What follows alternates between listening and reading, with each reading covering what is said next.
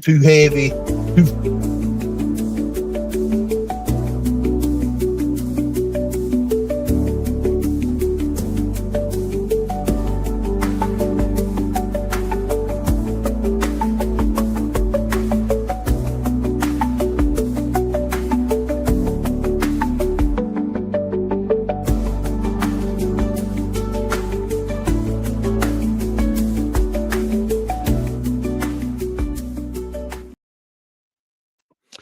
All right, everybody, welcome to the Kill or Be Killed podcast. This is the Self-Defense Company show.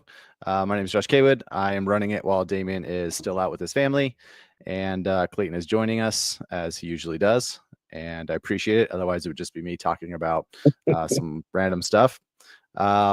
So I had an idea for tonight, and I actually messaged Damien to see what he thought.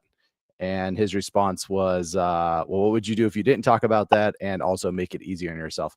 And so little does Damien know that making it easy on myself is like very quickly degrade into a military history discussion. Okay, hey. But that's not what we're gonna do. So I think Damien. Well, so the one thing I got a question on, and then when I told him what the alternative discussion was, I got a like. So I'm gonna assume the like is what he wants me to talk about. So we'll talk about that instead.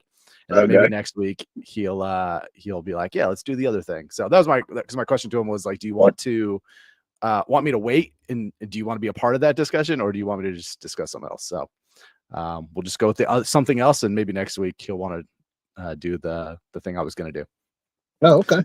So Clayton's at the range.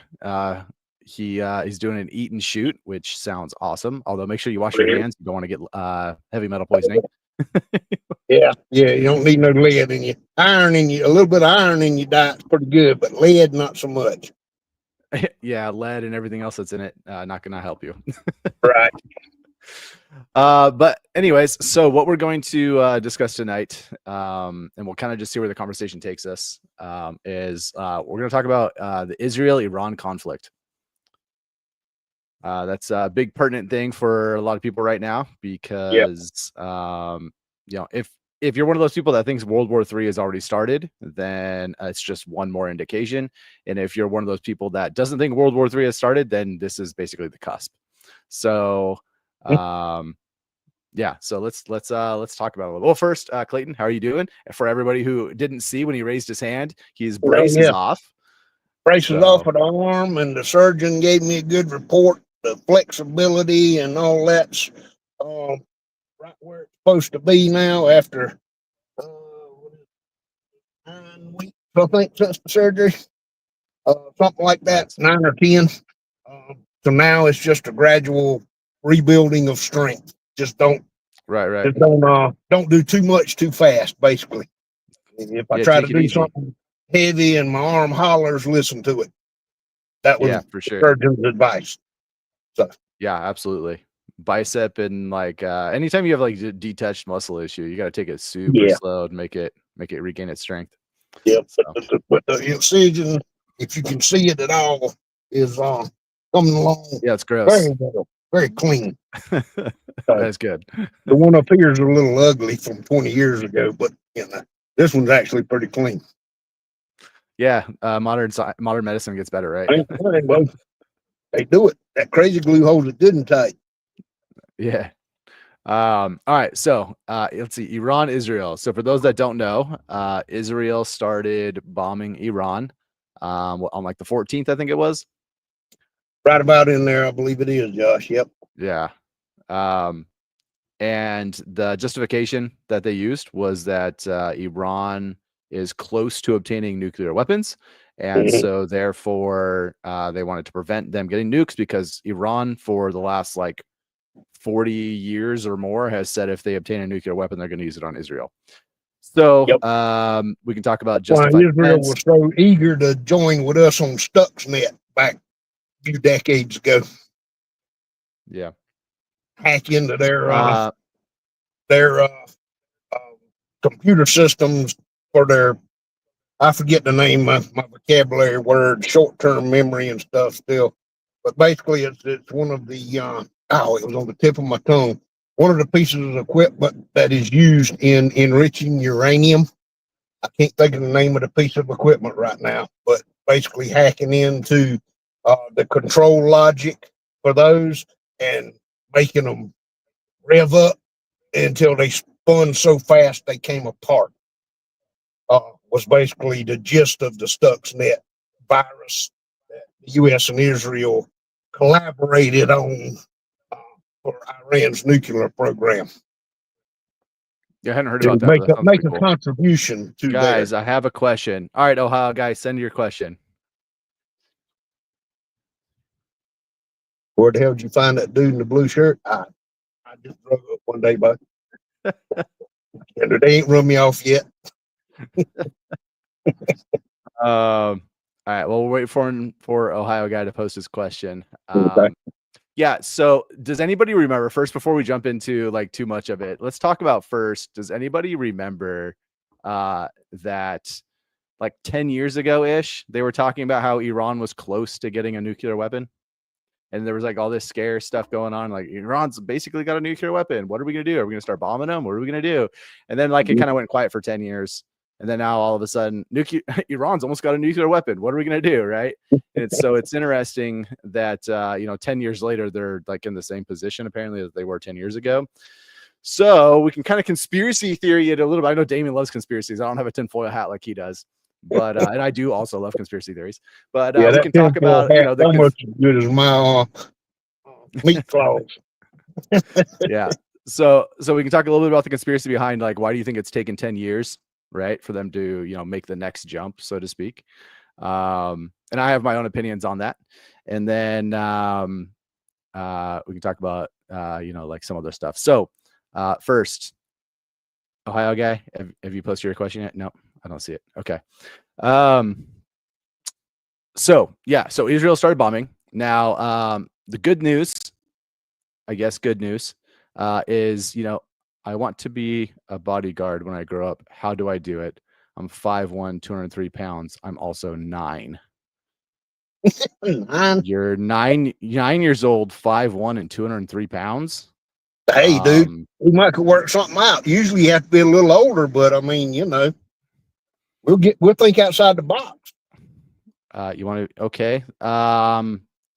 Ohio guy, kid. You know what? At this point, because you're 9 years old, I would recommend read a lot of books, get involved in like some, judo, and exercise a lot. That's my recommendation for now. Clayton, you got any other advice other than that? Master the self-defense training system. Go ahead and start working. 9 years old. Hey, man, you can start them early. I mean, he'd be the baddest dude in third grade or whatever it is, Yeah. Thank you. Yeah. At this point, learn as much as you can about a lot of different things. Awareness, practice your awareness a lot if you want to be a bodyguard. Like that's going to be your number one key. I mean, it's everyone's number one key for self-defense, right? Yeah. And survival situations, but especially as bodyguard, your awareness has to be like far and above everyone else's. Count everything, right? Just give yourself a task to like go through and just count stuff. Be like, today I'm going to count baseball caps. Tomorrow I'm going to count backpacks, and just start counting everything and recognizing everything. Think about where the biggest threat is and how you would escape it, right? Because what people don't realize is a bodyguard, right? Your whole job is to protect your client. That doesn't necessarily mean, get involved physically. It means get them out of danger. If it gets physical, then you messed up somewhere along the line. You let it get way too far. Exactly. In most cases, in 90% of the cases, that is a true statement. Because there was something you should have picked up on way before that made you not even be there for it to go south on. Yeah. Exactly. If it gets to the point that you having to put hands on people or spray bullets at people or whatever, you messed up already because you let it get way too far. Yep. Yeah. I would also highly recommend law enforcement or military service. But if you're thinking bodyguard, I would go law enforcement over military. Because you're going to get the laws and regulations on how to conduct yourself so that you don't go to jail for doing something stupid. Exactly. All right, Ohio guy, I hope that answers your question. Now back to Iran and Israel. So in the Western world, or at least why count everything? Because it gets your mind. That's interesting. So why count everything? Count everything because it gets your mind focused on what's around you. Detail. Right? It gets you recognizing details. Detail. Yeah. Right. It gets you recognizing details. So if you're saying, I'm going to pick out baseball caps, now you're looking for that specific detail, right? Or I'm going to look at backpacks, or I'm going to look at red sneakers, right? Whatever it is, as you're looking around, you're now looking for those specific details. And it's a good way to start your general awareness journey. Yep. Yeah. I'm going to take this, these are good questions. I'm going to take this conversation with Mr. Ohio Jr. there very seriously. If you want a little more information, dude, on where things to start, and things like that, speaking for myself, I'd be happy to give you some ideas. You can shoot me a email at C8, that's Charlie Papa Alpha India Tango, all one word, at gmail.com, and I can probably give you some pointers.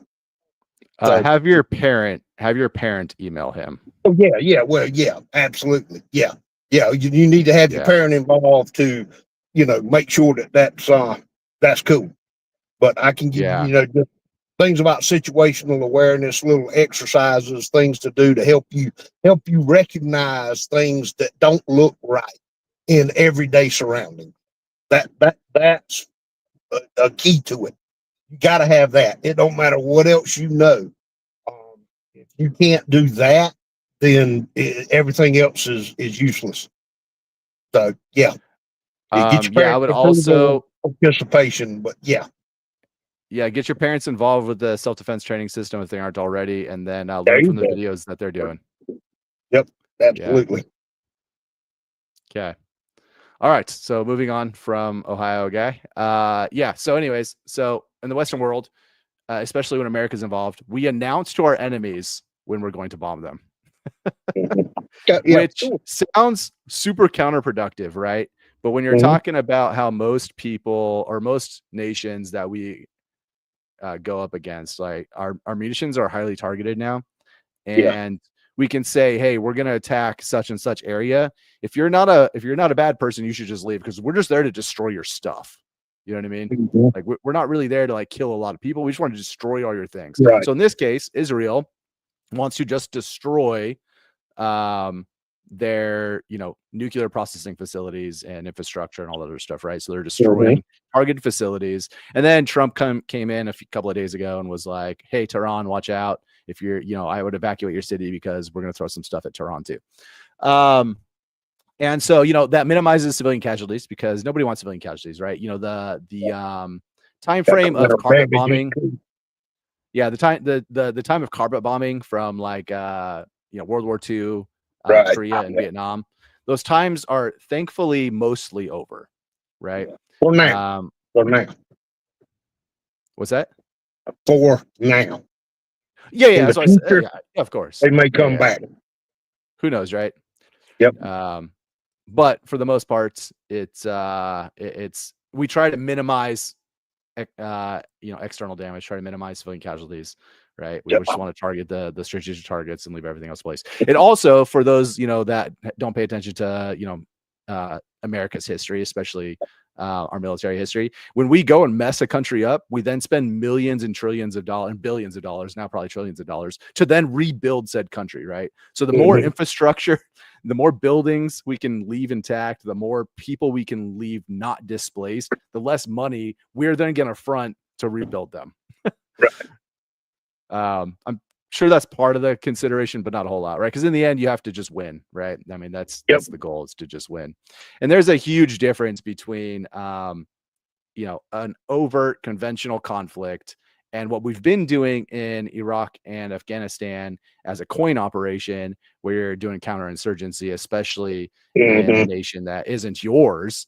The nature of conflict is significantly different than if it's a covert, or not a covert, than if it's a conventional operation, right? So you think about perfect example, is Desert Storm, right? We go in shock and awe, and within like 3 to 6 weeks, we've taken Iraq. Their military has been demolished, and everybody around the world is like, what just happened? Holy cow, that was insane. And then we just back off, right? We're like, all right, we're done. We had our show of force, right? That was the conventional phase, right? We kind of did some similar stuff with Iraq and Afghanistan in 2001, 2003, when we had those invasions. But again, we pushed through very, very quickly. We established our footholds, and then it turned into a counterinsurgency. And for the last 20 something years, we did counterinsurgency, which is a totally different type of operational environment. Oh yeah, absolutely.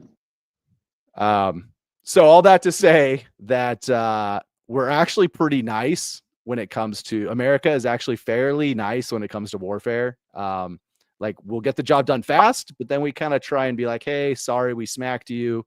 We'll try and make things better. So Iran, Israel, right? So Israel's been bombing Iran. Iran obviously started bombing Israel. Okay. So Clayton, what's your thoughts on preemptive self-defense, right? Because essentially, while this is a global conflict, 2 nations, right? We're talking about international conflict.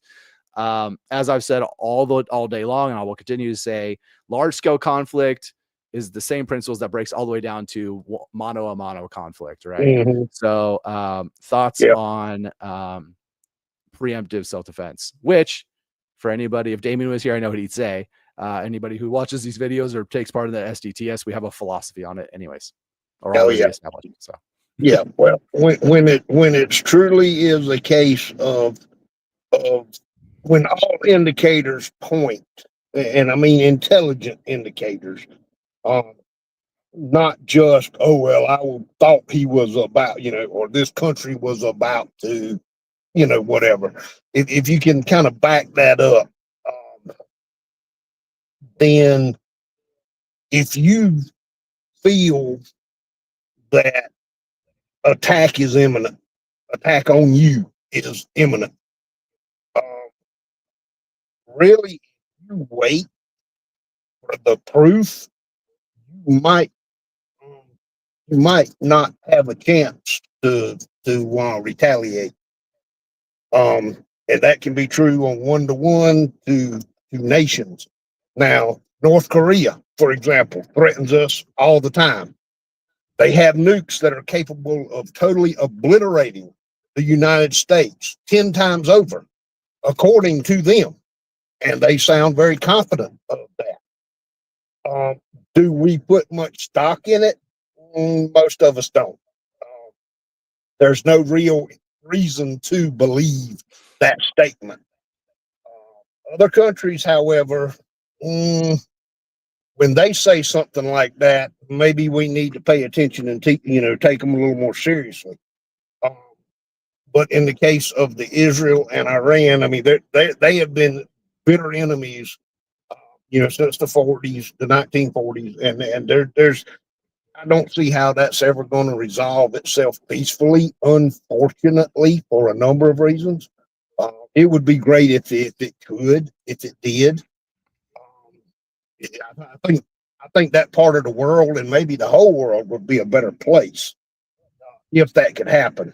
But I don't think either one of those nations are ready for that yet. So Israel and Iran were not technically at each other's throats post World War II up to 1972. I want to say, off the top of my head, in the 70s for sure. When so for those that don't know, we used to have very close ties with Iran, the American government. We actually used to be best friends with them. We had over 40,000 troops stationed there on active military bases. We were very, very friendly with them. And then something happened in the 70s, which was the Muslim Brotherhood Revolution. Yep. And then Ayatollah Khomeini took over. Yeah. Sure did. And so totally different foreign policy with regards to the U.S. So like they used to have a king, the Shah. Shah means king. They used to have the Shah. And when the Brotherhood took over, the king and his family and entourages and all this stuff, they left basically in the dead of night as the revolution was taking place, and sought refuge mostly here in America. So most Iranians, most people don't. So for those, okay, let me back up a little bit. So I was trained in Persian Farsi, which is the language of Iran, right? Which originally was like Persian, right? A Persia, Persia itself doesn't exist anymore. The Persian Empire doesn't exist anymore, right? But it's been consolidated down basically to what's Iran. And along with all that training, the language training, also get a lot of cultural training and everything. And all my instructors were from Iran. And one of my instructors was actually one of the secretaries to the Shah, and she was telling us about how she had to flee in the dead of night. So anyways, I can tell you from people that I know personally that their take is most Iranians actually do not like, now they'll never say this in Iran, right? Because it's a different environment there, but most Iranians actually still like America. They don't like that they've given up their freedoms, and they wish that it could go a different way. The problem is under the Muslim Brotherhood, and hey, Tom, the problem is with the Muslim Brotherhood and the political climate there, if you speak out against it, you're killed, right? You talk about, a lot of people think secret police, and their mind immediately goes to the Gestapo and the SS, right? And Gestapo, yeah. But Iran today currently employs, I forget what the terminology is. My training was like over a decade ago. I think I knew the term too at one time. But they have an actual group where what they do is they're secret police, and they go around and they literally get neighbors to turn on neighbors. They get random, like you could literally be walking down the road and some like lady could be like Sabat. I don't know if that's it. I have to look it up. So they have but anyways, you could be walking down the road and some lady could literally like turn to some police person and be like, I just heard that person say that the Ayatollah is a bad person, and they'll like round you up. They're secret police, Sabat. Yeah, I'd have to look again. I have to look up to see if that's what it's called or not. I don't remember. Turned it into a weak hunt. And they'll surround you up, right? So there actually is a sanction, it has been for many, many, many years, against Iran, where you can't sell them boom cranes, right? You can't sell them, like the big lift cranes, because they use them to hang people. They're like mobile hanging platforms for them. They'll just get a crane and there you go. That person's dead. I mean, you got to give their ability to improvise to them. I mean, if you can get more than one use out of the same tool, Savak, I just looked it up. Sure. Okay, cool. Thanks, Tom. Cool. Thanks, Tom. Okay. And so anyways, so they have sanctions like all kinds, not just on boom cranes. That's just like one of the ones that I thought was always interesting, so I just remembered it. But they have all kinds of sanctions and stuff because they do crazy like human atrocities, right? So all that to say that like most of the people in Iran who aren't like super dedicated Muslim Brotherhood fanatics actually are not fans, but they like hide it because otherwise their life's on the line, right? And so anyways, so there was a time where like maybe Iranians didn't necessarily mind Israel as much. Now I'm not going to go so far to say that they liked them, right? Because I think especially in the past, they at least were willing to say America supports them and we like America, so we're going to at least not and at least not have open conflict, right? And I think for a lot of Iranians, that's still the case, right?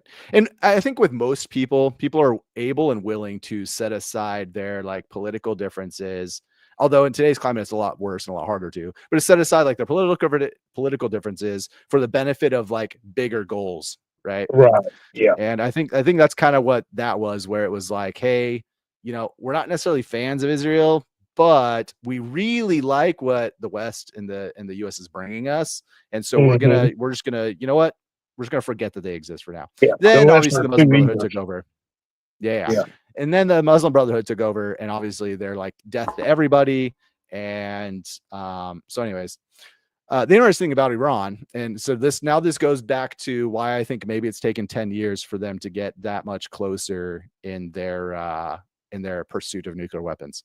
Okay. So when we left Iran, it was kind of like what happened in Afghanistan. We literally just like left overnight. We left all kinds of equipment there.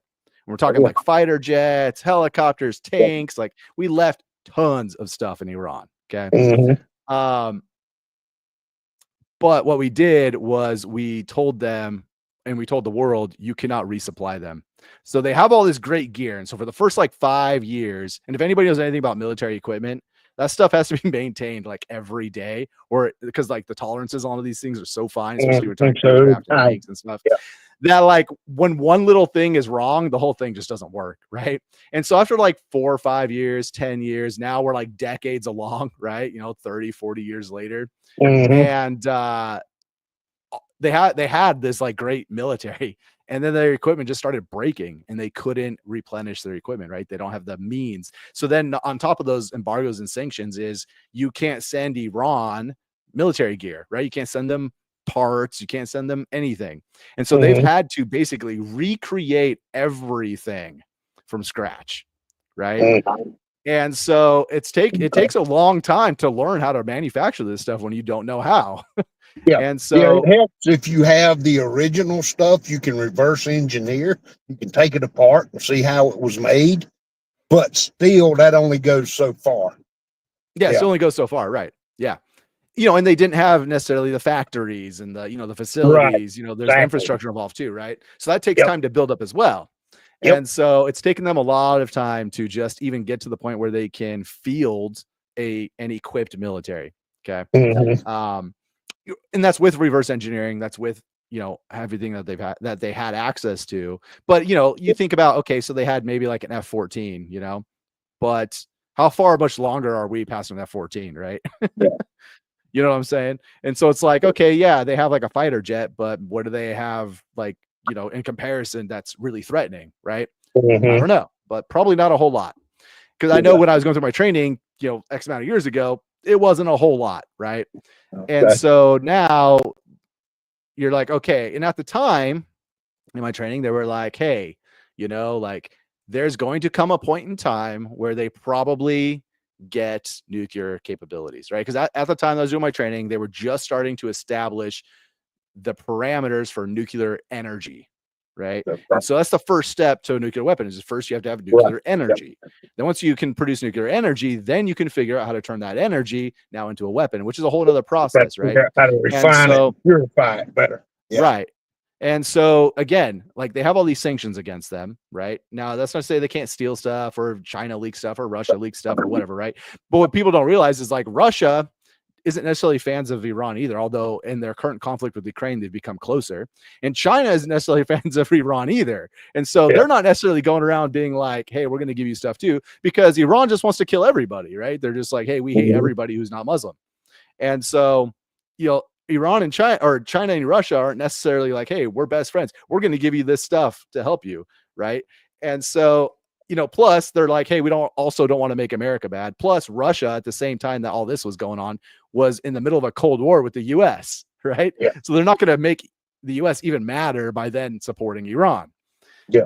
China the same way, right? So China's the same thing. They've got their long-term generational plan of how to take over the world, and that doesn't involve pissing off America before they're establishing it and hold their own until they're ready to piss off America. Right. Right. Yeah. Exactly. And so over all these decades, Iran's just had to play catch up with like the minimal tools available, right? They've had to relearn everything.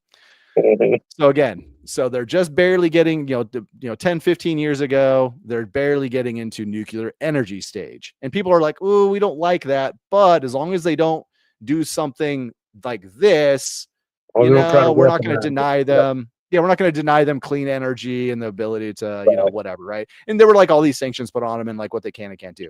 Now, obviously, Iran's going to break those, as any nation would, right? They're going to do it underground, in secret, and try to get away with it, right? In America, for people that don't realize, World War I, when he rebuilt the German military. Yeah.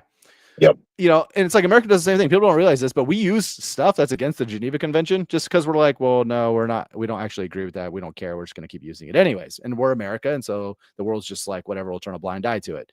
Right.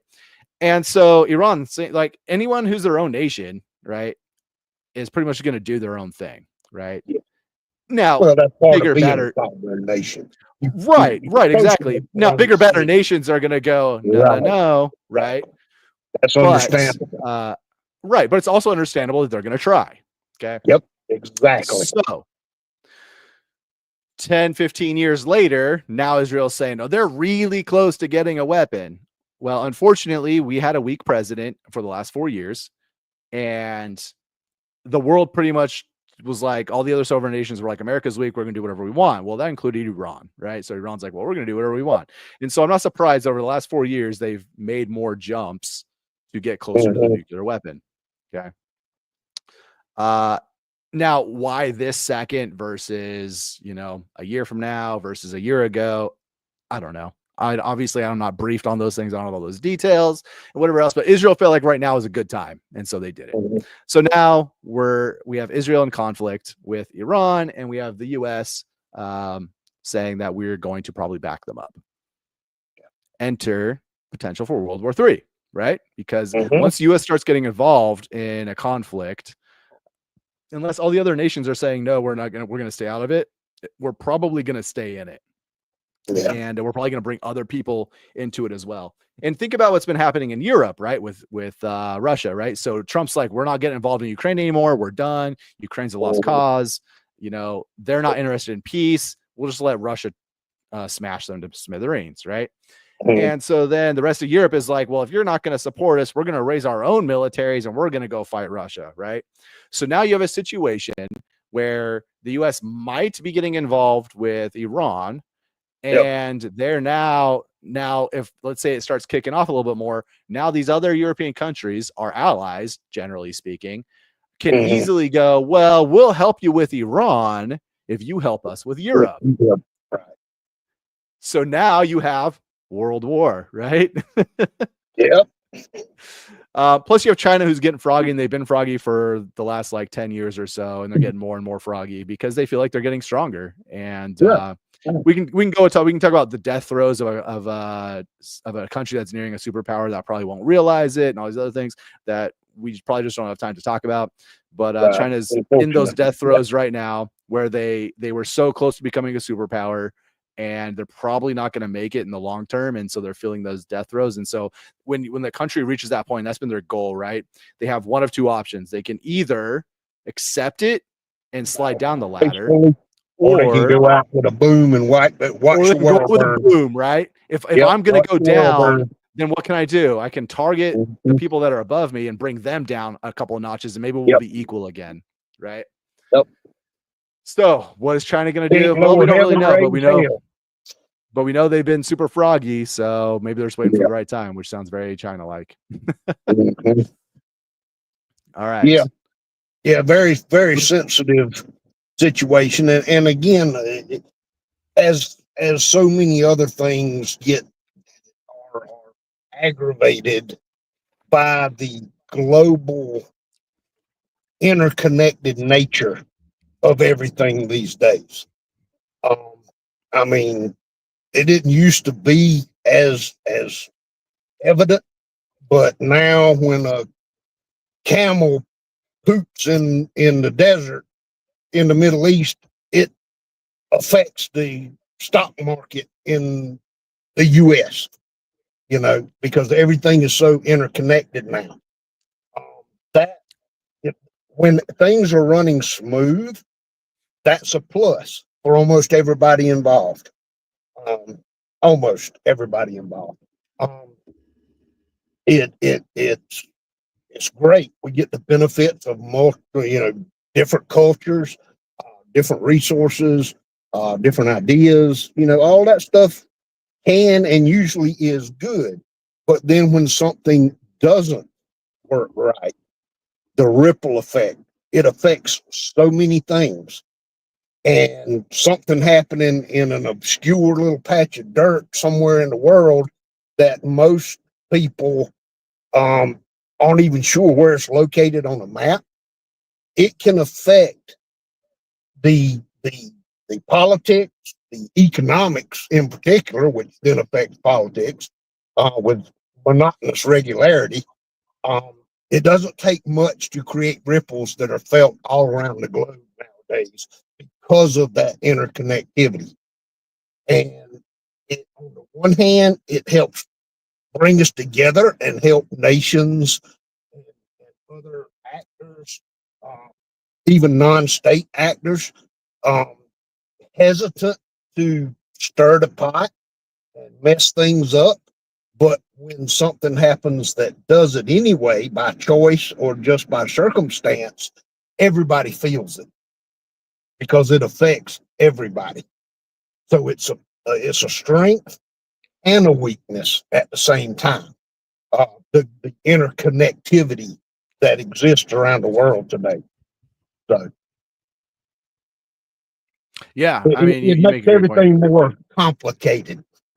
Yeah, well, and then because of social media, everybody can post an opinion, just like we're doing, right? Everybody can post their opinion for a million people to see, and then that turns around and influences a lot of people, right? And the problem is we have so much information, but people don't actually look up a lot of the information, and they'll run with something that they don't fully understand, and they'll like die on their sword rather than admit that they're wrong. And yes, and you end up with like just crazy stuff going on, where, like you said, things that are happening in other parts of the world that 20 years ago we might have heard a news blurb before is now like everyday talk, everyday situation, right? So what happens if we get involved with Iran?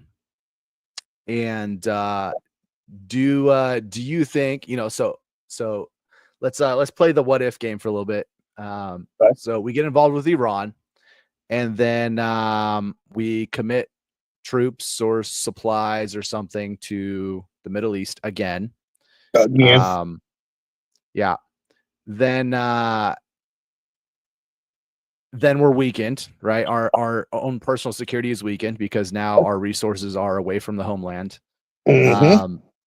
So then what if China gets froggy and let's say they attack Los Angeles?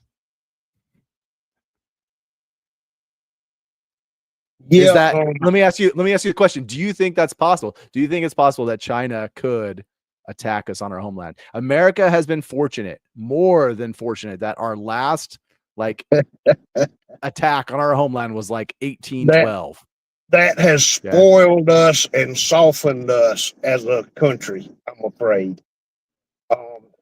Because it's one thing if your troops are fighting in somebody else's backyard. Yeah, you may not like it. You may feel some effects from it. But when that war is being fought in your own backyard, it's a whole different ballgame. And Americans, luckily, don't know what that's like so much, the average American, because we haven't had to really deal with it in a very, very long time, as you just pointed out. You learn some things when your stuff is collateral damage from enemy armies and sometimes your own armies. It's still a dangerous place to be, and it puts a different perspective on almost everything about life. I'm sure it has to. So yeah, that is a big difference between the U.S. and a lot of other countries. There are people still alive. They're old, but people still alive in Europe now who know what it's like to look out the window of your house and see an enemy army marching across your neighborhood. Okay. And even some of the bombs blowing up some of the buildings in your little town or your big city, some of those may be fired by your own country's military. That has its effect. And, I'm glad that we haven't had that happen in America. Certainly, but because of that, I think we lack a certain perspective. Most of us lack a certain perspective about certain aspects of war. I mean, there's when you talk about the civilian perspective, right? There's a lot of nations that see conflict on a regular basis and or on a semi-regular basis, right? Enough that at least once in a generation they might experience something, or maybe every other generation, right? And it's it's interesting because we in America haven't had to experience that, right? And you're right, it is absolutely different when you, like, in America, I know, like, nobody's gonna come kicking in my door. I know I can probably walk outside and also worry about bombs dropping, like all these things, right? I can walk my dog without hitting a landmine. Yeah. Exactly, right? Whereas a lot of other countries don't have to deal with that. Now, there is obviously awareness aspects that come with that other people have that we don't, right? We talk about being aware in the city, right? Do you have urban awareness and survival to not end up in places where you're going to get hurt, et cetera, et cetera. Same thing happens with if you're in a war zone, right? If your it does, neighborhood turns into a war zone. Yeah, it's on steroids. It's everything. Yeah. So let's so again, my question, I don't think you heard because you were talking. Do you think it's possible that China could I did hear that question. US? I'm sorry. Yeah. No, you're good. Hey, I want everybody who's listening out there, if they want to weigh in, by all means, weigh in. Do you think it's possible that China could actually attack the US on American soil? And what do you think that would look like? Yeah. We're gonna red dawn this a little bit. Yeah, right. Yeah, exactly. Wolverines. Yeah. That would be difficult. I forget his name. Another effect of the stroke. But who was it? The Japanese admiral or general that pointed out that if Japan invaded the mainland United States, you're poking the sleeping tiger. Well, yeah, because behind every blade of grass, there'd be an American with a rifle. If for no other reason. So you bring up an interesting point, right? So one of the things that keeps America the safest isn't actually our military, right? So I'm not that our military isn't impressive; it is super impressive. Right. However, the thing when you talk about international briefs, right? We do it in America. We talk about all the countries, what their threats are, what the likelihoods of conflict are, and what to expect, and how would you deal with it.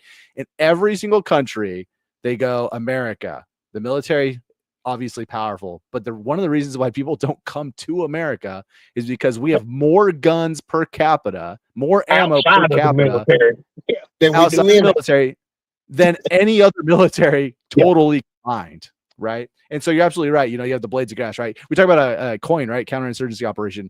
America would turn into a massive nightmare of a counterinsurgency operation.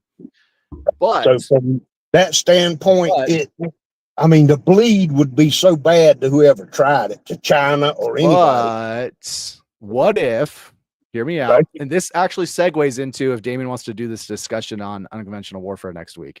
I'm throwing that out there for everybody. I know I didn't tell you the topic earlier, right? I didn't tell you the topic earlier. For everybody who wants to join next week, and if Damien wants to do it, I'm hoping he says yes. I want to talk about the unconventional warfare / revolution pyramid. Okay. And this actually falls into this. So this will segue into it if Damien says, let's do it. Okay. So hear me out. Okay. You have California, Oregon, and Washington. Okay. 3 of the most liberal states in the union. Okay. Also the coastline that's connected to China. Okay. Yeah. So what happens if you already have Chinese insurgents and psyops here, creating conflict, internal conflict, right? Getting everything ready for a Chinese invasion. So then the Chinese come, right? Now, that's not to say that, quote unquote liberals don't like guns and that none of them can shoot, because that's not true. Yeah. There's lots that have guns. There's lots that shoot. Okay? Yeah, absolutely. Okay. But it would be foolhardy to say that generally speaking, there are less in comparison to conservatives. Right? That's probably a fair statement. Yeah. I think it's a pretty fair statement. If anybody wants to counter that, by all means, but from everything I've ever seen, I think that's a pretty fair statement. So you have Chinese or just communist, whatever, insurrectionists, as we'll call them, insurrectionists on the West Coast who are prepping the area for a Chinese revolution, Chinese invasion, right? So China shows up. What happens if 90% of the people, what happens if all those, tens of millions of illegals in California, China comes in and in their little secret groups, they're saying, hey, China's going to come. And when they come, you're all going to be citizens. You're going to be front top. All those people, you don't have to worry about being illegal anymore. So China now shows up, right? And people, rather than go into the weeds to fight, embrace them.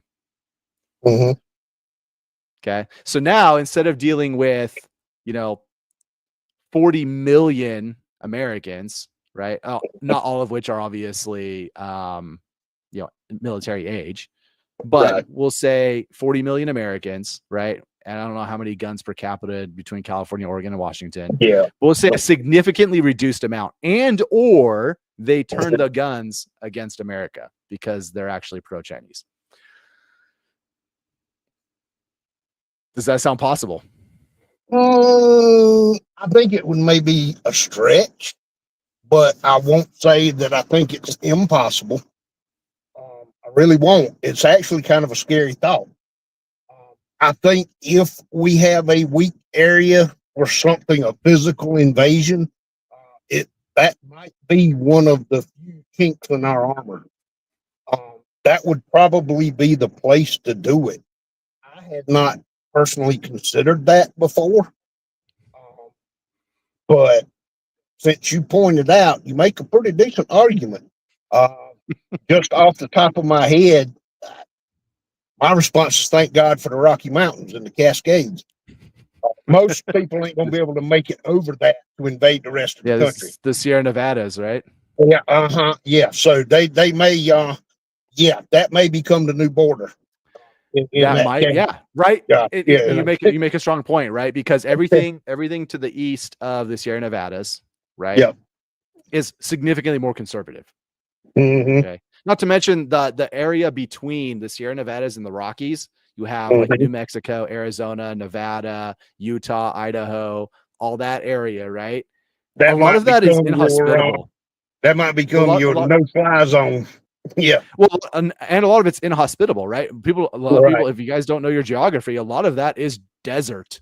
It's either low desert that's super hot, or it's high desert that's also hot. Yeah. But it's dry. Yeah. But it's dry. There's not a lot. There's not a lot there, right? You go to like Utah, right? And it's literally a modern marvel that Utah exists, because you had a bunch of people show up and cultivate a truly like almost inhospitable area and turn it into a hospitable place. Okay. And everything basically south and west of that to the mountain range is basically desert. Desert, right. Yep. And we're talking like major desert. Okay. Yeah. Now, obviously there's some nations that could cope, right? Those that live in desert areas, but China's not really one of them. Probably not. Okay. Yeah. Not to mention when you talk about the Chinese strategy to warfare, right? Chinese philosophy and strategy to warfare is, and last time I checked, they arm roughly 1 in 10 soldiers. Yes, I said that correctly. They arm roughly 1 in 10 soldiers with gear, weapons, etc. Their entire plan is to overwhelm their enemy, take their positions, and take their gear, which they proved works in the Korean War. Which they proved works in the Korean War. And then as the person falls next to them, they grab their gear. They finally take that position. They divvy up the gear. Now you have 4 people who are armed instead of 1. And then they go take the next position. Now you have 8 people who are armed instead of 4, right? So on and so forth. That's literally their policy. Equilibrium that's reached where most of your soldiers that are still vertical are now armed. Exactly. From whatever source. Yeah. Exactly. And because they become more effective. Right. As because they have a relatively as their numbers decrease, their actual individual and collective effectiveness increases. So the longer they fight and the more damage they sustain, actually the more dangerous they become. I wouldn't say necessarily the more dangerous they become, but well, I mean, with the ability to shoot at it equals out in a different way, right? Because we talk about fire, strength and firepower, force multipliers, right? So they're counting on their numbers to be a force multiplier to overwhelm the superior firepower. Then as their numbers come down, that's no longer now force multiplying, but now they increase their firepower. So their total threat kind of equals out, right? Yeah. Okay. I'll buy that. Right. So yeah, I think you make a great point that they will probably stop. If this were to happen, they would probably stop at the Sierra Nevadas, because anything past that, like it's not worth, like, not only would it be so exposed for them, right? We could just waylay them with bombs from the air and snipers from, like, a mile out all day long, right? We would control that airspace, but there's nothing to resupply them on their way, right? And the number one consideration in warfare is your logistics, is your supply points, right? You can't outrun your supply. Well, if there's nothing literally in the freaking desert to give you water and food along the way, it means you're having to resupply from the coast, which means you can only move as fast as your supply train. And they're not going to cross large stretches of the desert like that. Right. Effectively, right? Effectively. So they'll be held up. It'd be a whole different animal than moving through the jungle on the Ho Chi Minh Trail, where you couldn't see anything from the air. Moving across that desert, you're going to be visible from way off, Yeah. So it's going to be hard to hide. I don't see anybody tunneling under the desert for the length that they would have to tunnel to get from point A to point B to really do them any good. No, not really. That would be a hell of a note to see. Yeah, and the Chinese don't really tunnel, right? The Chinese don't really, like, traditionally they don't really tunnel, not in comparison to like the Vietnamese and stuff, right? Yeah, sure. Yeah. But they use that as a necessity to counter our superior numbers and tactics, right? And it worked. So. But anyways, yeah, you're right. Like, you can't really dig in the desert that far down and make it effective to be able to then travel. Because, I mean, again, we're just going to see it and blow it up, right? We'll blow up their tunnels. So yeah, but yeah, they could realistically, I think there is a world, so to speak, where that could be possible. And as we talk, we're coming up on the end of our time. And so I'm going to actually stop it there. And what I'm going to say is we will continue this discussion next week, where we will talk about the unconventional warfare / revolution pyramid and how it applies to potentially China invading the West Coast. We'll stop that there. Well, now, Damien has this to whole thing would be a good segue into that. Yeah. Now Damien has to do it because I announced it on the show. Right. Yeah. That put a little pressure on the boss man. Yeah. Sorry, Damien, we didn't mean to paint you into a corner, but we got 3 people really expecting to see this conversation continue. Hey, we've had a pretty consistent 6 viewers. We got a like and a heart. So, well, thank you, moving, guys. Yeah, we're moving up. I mean, we do this even without you. But the fact that you choose to spend your valuable time listening to us banter and ramble back and forth, that means something. So thank y'all very much. And we hope you learn a little something here, or at least get a good those use all the time, like Tom. Like, man, hey, welcome. I'm glad you guys like to watch and participate a little bit. All right, so we're gonna go ahead and stop there. I hope you enjoyed the show. And hey, again, tell your friends if you guys want to hear about the unconventional warfare pyramid and how it could potentially lead into China taking over the West Coast, then tune in next week. Tune in next week. That's right. All right. And with that, train honestly and be prepared. The whole 4, 5, 6 listeners out there, thank you for your time and attention as well. We appreciate it. All right. Good night, everybody.